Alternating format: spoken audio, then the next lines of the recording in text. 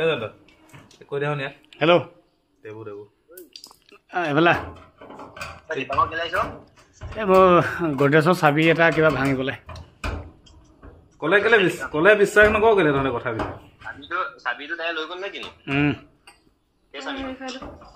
এই চাবি দুটা আকৌ ডাঙৰটো তাই সেইটো ভাঙি আছো এতিয়া মিস্ত্ৰী লৈ আহিছে আকৌ মিস্ত্ৰীৰ লগত আহিছে তোমালোকৰ আচলতে কোৱা বনাই থৈ যাম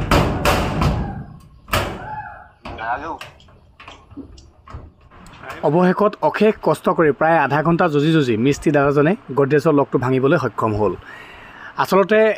নতুন গডৰেজৰ লকটোনো কিয় ভাঙিছোঁ আপোনালোকক জনাই আছোঁ এই গডৰেজটো আপোনালোকৰ হয়তো বহুতৰে মনত আছে তেতিয়াই মই এটা ভিডিঅ' আপলোড কৰিছিলোঁ যেতিয়া গডৰেজটো কিনি আনিছিলোঁ আৰু ভিডিঅ'টো যথেষ্ট লোকে চাইছিলে কথা হ'ল কি নিজৰ বাবে যেতিয়া এটা গডৰেজ লৈছোঁ গতিকে লাইফ টাইম হ'ব লাগে গতিকে ভাল গডৰেজ লওঁ বুলি অকণমান দামেই পৰিছিল এই গডৰেজটো কিনিছিলোঁ কিন্তু আজি 3 মাহমান হৈছিল গডৰেজটো কিনা আৰু ইয়াৰে 3টা পাৰ্ট আছিল ছিংগল যিটো পাৰ্ট আছিল সেই পাৰ্টটোৰ মানে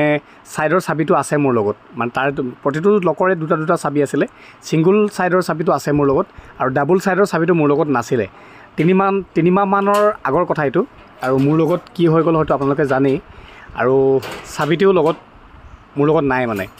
গতিকে বহুত কষ্ট কৰি পেলাই চাবিটো মানে ল'বলৈ চেষ্টা কৰিছিলোঁ উলিয়াবলৈ চেষ্টা কৰিছিলোঁ কিন্তু আমি হাৰি গ'লোঁ চাবিটো নিদিলে গতিকে শেষত উপায়হীন হৈ পেলাই আজি এই মিস্ত্ৰী দাদাজনক মাতিলোঁ ধেমাজিৰ পৰা তেখেত ধেমাজিৰ পৰা আহি পালেহি আৰু চাই পেলাই ক'লে যে গডৰেজটো যথেষ্ট হাৰ্ড আছে ভাঙোতে পাৰিম কিন্তু অলপ কষ্ট হ'ব আৰু ফাইনেলি ভাঙি মেলি হৈ গ'ল এতিয়া অন্য এটা লক তাৰ জেগাত বহাই দিম বুলি কৈছে কিন্তু দুৰ্ভাগ্যবশতঃ তেওঁলোকে যিটো লক অন্য এটা লক লগত লৈ আহিছিলে সেই লকটো মানে মোৰ এই গডৰেজটো খাইছে কিন্তু অকণমান ফাঁক হৈ আছে গতিকে ইমান ভাল বস্তুটো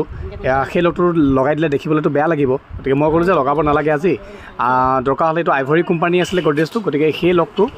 পাৰিলে অৰ্ডাৰ কৰি আনিবলৈ চেষ্টা কৰক তেনেকৈ ক'লোঁ আজি পইচা খৰচ হয় মই দিম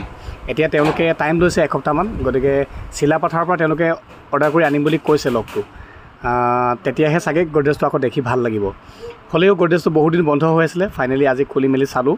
এয়া চাওকচোন তেওঁলোকে যিটো লক লৈ আনিছিলে এই তলৰ ফালে অকণমান ফাঁক হৈ থাকে আচলতে ইয়াৰ অৰিজিনেল লকটো মানে অকণমান ইউ কাটিঙত আছিলে দেখিবলৈ বেছি ভাল আছিলে আৰু এইটো স্কোৱাৰ কাটিং হয় গতিকে এইটো চাওক ইউ কাটিং আছিলে আৰু এইটো স্কোৱাৰ কাটিং কাৰণে অকণমান ফাঁক হৈ থাকে মানে বাটটো যিহেতু ডাঙৰ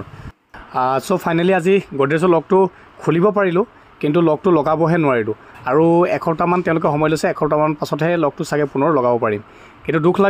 দুখ লাগিছে মনত অকণমান কাৰণ কিবা এটা বস্তু আনিছিলোঁ ইমান ভালকৈ আশা কৰি ফাইনেলি ভাঙিব লগা হ'ল তথাপি একো নাই লকটো লগাই পেলাই ঠিক কৰি ল'ম